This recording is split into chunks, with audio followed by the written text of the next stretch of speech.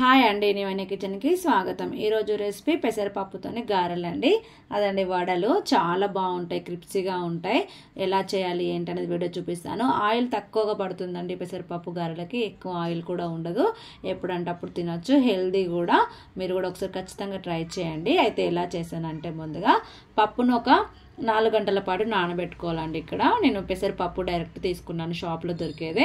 అందులో నుండి కొద్దిగా తీసి పక్కన పెట్టుకున్నానండి. తర్వాత ఒక మిక్సీ జార్ తీసుకుని అందులో ఆనియన్, వెల్లుల్లి, ధనియాలు, జీలకర్ర వేసి మిక్సీ పట్టుకోవాలండి. చూడండి, దీన్ని కొంచెం కచ్చపచ్చగా మిక్సీ పట్టుకొని ఇలా చూడండి, ఇలా చూపిస్తున్నట్టుగా కచ్చపచ్చ పట్టుకోండి.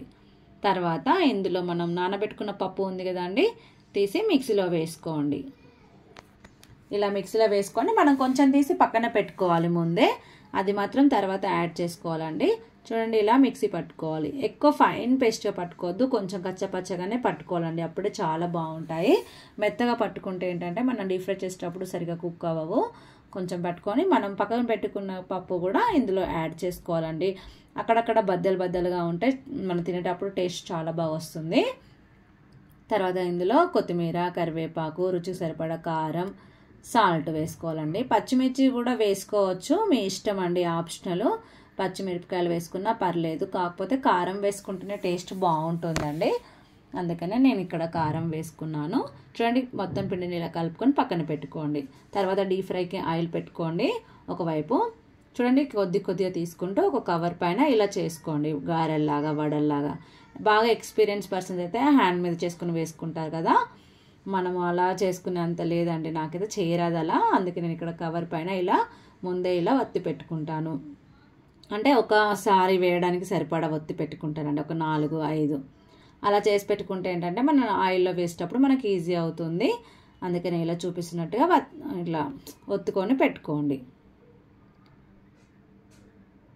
ఇలా నేను 4 చేసుకొని పక్కన పెట్టుకున్నాను.